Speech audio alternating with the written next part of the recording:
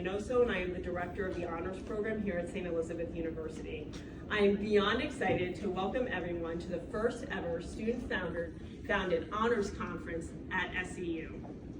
WREC, Women's and LGBTQ Rights and Equality Conference, was created by Talia Gavlings, a brilliant honors student who just graduated. Talia will provide opening remarks that explain her motivation behind this conference. In addition, she will elaborate on WREC's overall theme.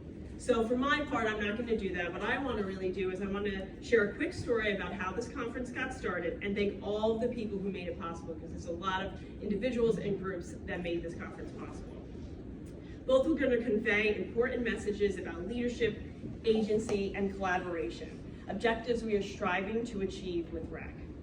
Talia first got the idea of starting a student conference at SEU when she caught the attention of Dr. Gary Crosby, president of St. Elizabeth University, and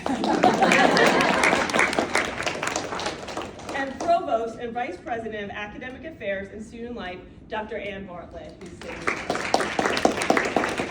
Both President Crosby and Provost Bartlett are here today to support this amazing event, and Provost Bartlett will be providing opening remarks as well a little later. So Talia presented her research on ancient Egyptian women at an academic showcase in October of 2021. She impressed President Crosby and Provost Bartlett, and consequently they invited her to chat further with them about subsequent academic events that students could be a part of. In their meeting, Dr. Bartlett encouraged Talia to create a student-run conference. So I do want to pause here for a second so we can digest that, the full impact of that part of the story. The two top leaders of this institution took time out of their incredibly busy schedules to notice and encourage a student. Moreover, they followed up and actually showed up for Talia. Good leaders like the ones we have here at SEU do not stand in the front with their backs to the group. They immerse themselves into the lives of those they lead. Talia approached me soon after the meeting with Dr. Bartlett, and I can't help but smiling because we have a running joke about how I responded to this. I told her how super excited and I'm proud I was of her, and I told her that honors would support her all the way, but from afar and with somebody else's money, because I had run conferences before. I know how expensive they can be. I know how all-consuming they can be. But Talia just wouldn't leave me alone. She kept persisting, and I told her, okay, if we do this, we got to be all in. If honors does this, we have to be all in, and that we would find the money. And find the money we did. Thanks to the Dean of Student Affairs, Dr. David Hill, and UF Special Project money, I received an opportunity to apply for a grant that funded this conference. And I do want to also mention that before I knew that this conference could happen and that I was going to get this money through this grant, I did approach my college dean, Dr. Santa Maria, and I told him about the situation. He's like, if you don't get the funding, I'll help you find the money. So it's really important to realize, you know, what so many institutions are like, but the SEU is a community of learners, and our leaders are always ready to support our academic initiatives and our students' dreams. So now with our money problems behind us, Talia and I quickly assembled a committee to help create WREC. And there's so many doers on this campus, and I nagged and tapped on every single one of their shoulders and got them to help. So Talia and I'm gonna ask a couple of these people to stand up. So the first one is Dr. Richard Quinlan. Talia and I first asked Dr. Richard Quinlan, who is the director of the Center for Holocaust and Genocide Education. He's been invaluable with organizing this event, financially supporting aspects of it, and even moderating panels and presenting work himself. An old friend of mine, me old in time, Dr. Vincent Perrin, professor of history, has been committed from the start and deserves immense credit for mentoring and encouraging Talia in the first place. Dr. Perrin worked with Talia endlessly to help her find her public voice and assist all of our students, many here today, to develop their love of history and research. Adrienne Bross, electronic resources librarian, has been a great friend and colleague in this endeavor. She helped us to develop our LGBTQ Unseen Challenges in the Workplace panel and has been a huge asset at reading over proposals. And our two REC committee students, Klein Berardo and Amanda Pilati, have been all-around stars. Klein is both presenting a paper and is serving as a speaker on one of our professional panels, and Amanda advertised our event and formatted our amazing REC program that's in everyone's folders. They also worked with Talia and myself to help plan the conference. Further thanks goes out to Dr. Margaret Roman, Professor Emeritus of English, and Dr. Kimberly Grant, Chair of the Chemistry and Biology Department, who offered advice and volunteered to moderate sessions today. I'm extremely grateful for catering services. I mean, I had that Danish, it was delicious, so please enjoy, and there's more to come. Security, event services and facilities, IT and media services. Dr. Butero, chair of the art department, helped me get the art set up, which is, she spent so many hours with me. And the students and volunteers who are manning the registration table, they're right out there. Finally, a gigantic thank you goes out to the amazing people in communications and marketing department. Denise Panikdell, Drew Katzak, and Holly Scassarera, they floor me with their talent, their kindness, their generosity. We really depended on great digital media and marketing. I felt like I would send them an email at 4 a.m. and someone at 5 a.m. was like, on it, it's on the website. It was phenomenal. So I'm really so thankful for all of the work that you did. Women's and LGBTQ Rights and Equality Conference strives to highlight and unravel the inequities that still plague individuals due to gender and sexual orientation. We will begin our day with Dr. Betty Simmons, Interim Vice President at Mercy County Community College, who's dedicated a lifetime to developing and educating young, empowered minds. So after the first opening remarks, we will have an amazing keynote, which I'm coming back in to introduce you specifically. And we will conclude with 10 professionals driving our unseen challenges in the workplace panel and inside the minds of women leaders panel. In these panels, we welcome engineers from Mars and Stryker, nonprofit specialists from Garden State Equality in Edge, New Jersey, higher education leaders from St. Elizabeth University and Centenary College, and museum consultants and directors from the International Spy Museum and McCulloch Hall. But the real stars of REC are the student presenters. Beyond all else, this conference seeks to provide students from all backgrounds and all orientations access to competitive academic experiences that once may have seemed out of reach. The 16 student presenters today are not content to simply read about rights and equality. They hope to start rewriting the narrative with their own research and ideas. Our SEU students are delighted to join forces with their peers from Fairleigh Dickinson, SUNY, and Kane to wreck the antiquated barriers together and unveil the true value of all people. So I would now like to introduce our REC student founder, Talia Gavilanes, the star of the day, to come up to the podium and say a few words.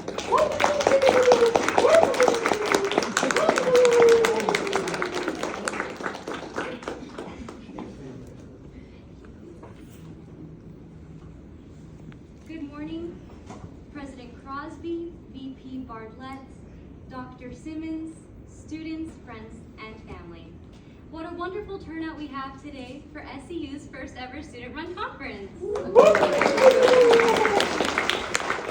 My name is Talia Gavilanes, the founder of today's Women/LGBTQ Rights and Equality Conference, also known as REC.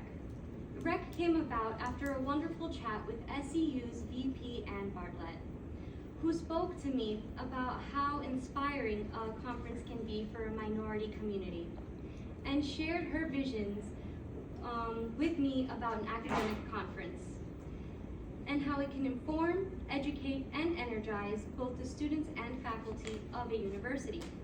She offered me the opportunity to pioneer my very own student-run conference, and I was immediately inspired. At the same moment in my life, I wanted to desperately add a voice to the women's rights movement that was happening all around the world.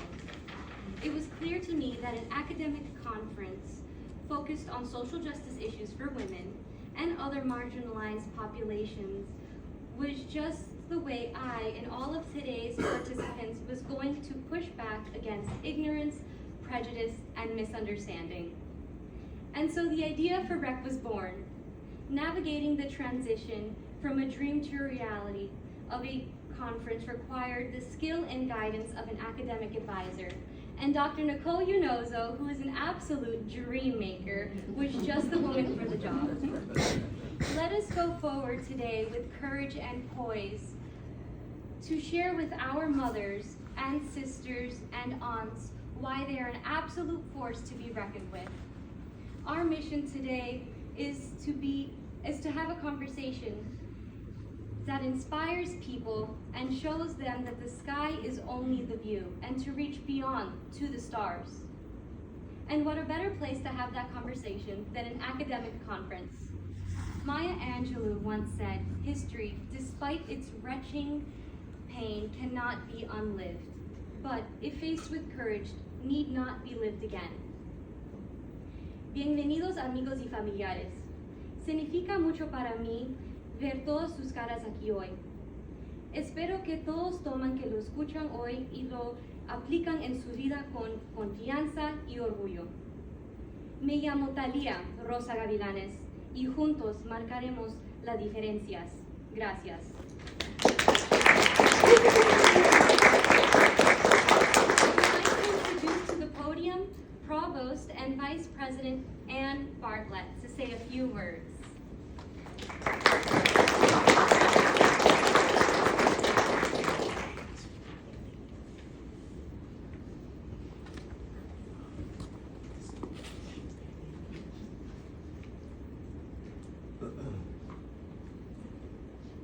Thank you so much, Thalia. Can you hear me in the back? Okay, I'm okay. So thank you so much for coming. It's great to see everybody this morning.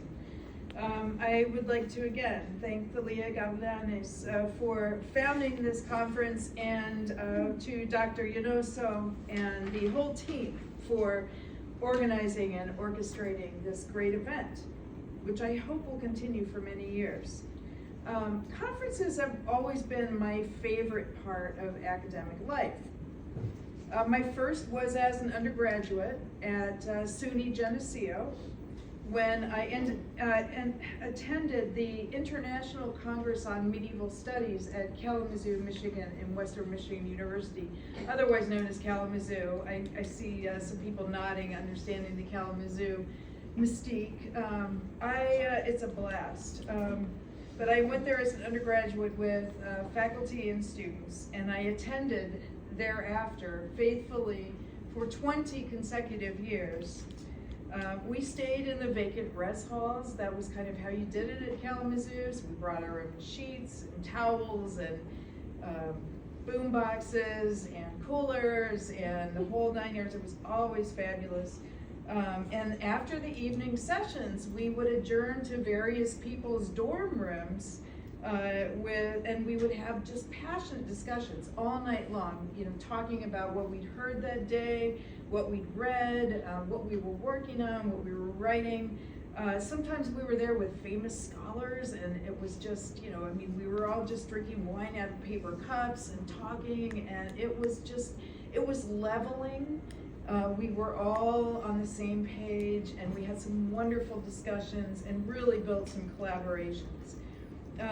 And early on in those 20 years, I fell in with the Society for Medieval Feminist Scholarship, where I ultimately served as graduate student representative to the group, and then secretary treasurer and vice president and president. And during all those 20 years, I always organized one session conference at Kalamazoo at least, sometimes many more. It was always the highlight of my year. Conferences were also the key to my productivity as a scholar. A group of us always would identify what we saw as a cutting edge topic that we wanted to open up. And we'd send out a call for proposals and then select the ones that really fit together and spoke to one another and opened up, provocative aspects of the topic. And then we would send in the copy and just, get ready. During the conference, we'd participate in the sessions. We'd always ask people, so what kind of questions do you want to be asked, and things like that, to really let people show off their work in the best way. And then by the end of the conference, we'd be writing proposals for, a collection of essays or a special journal edition or the next year's conferences. And then we'd shop the proposal around to the editors or organizers who were there. So 3 of my books were born there, as well as virtually all of my journal articles. many classes, many courses, and many, many lifetime friendships. The Medieval Feminist newsletter was also born there, and it was Xeroxed and stapled in the early years, and now it's the Medieval Feminist Forum, which is a peer-reviewed open access journal housed at the University of Iowa, where I did my doctorate. The Society for Medieval Feminist Scholarship is still flourishing as a thought leader within medieval studies, which medieval studies now has a leading edge that's really moving into the global Middle Ages, which is so exciting. Looking at how ideas, ideologies, resources, and people traveled all around the world and utterly changing the way that we think about that period that used to be just represented by Chaucer, for example. Nothing wrong with Chaucer, but Chaucer is not the end-all and be-all. And I am not nostalgic for those days when Chaucer was seen as the epitome of medieval studies. And those of us working on women were viewed with suspicion and condescension even, and many of my feminist colleagues did not get tenure in those days. So now I'm no longer a practicing medievalist, but I still get great joy from conferences, and in fact I just finished organizing a number of sessions for the American Council on Education's annual conference in March in Washington, D.C., including sessions on institutional transformation through diversity, equity, inclusion, and belonging, recovering from a professional setback, and on advocacy for higher education, which includes, as speaker, Barbara Mistick, the president of National Association of Independent Colleges and Universities, and Mildred Garcia, president of the American Association of State Colleges and Universities. This conference also includes a site visit to Howard universities and opportunities for mentoring, giving and receiving from presidents and provosts of institutions around the world. In closing, I'd like to share with you a passage that I've adapted today from Kenneth Burke's The Philosophy of Literary Form. And I used to use this in teaching writing classes to illustrate the rhetoric of scholarship. So Burke writes, imagine you enter a room. You come late. When you arrive, others have long preceded you, and they are engaged in a heated discussion. A discussion too heated for them to pause and tell you exactly what it is about. In fact, the discussion had already begun long before any of them had gotten there, and so no one present is qualified to retrace for you all the steps that had gone before.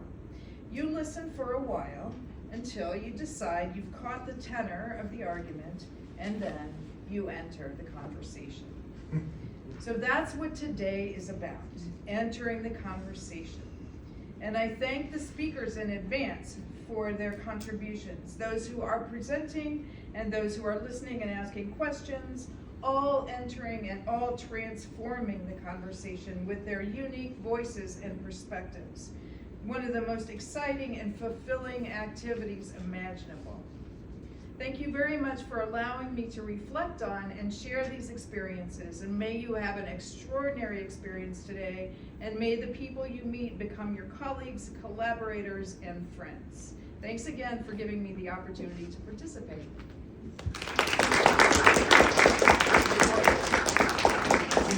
Continue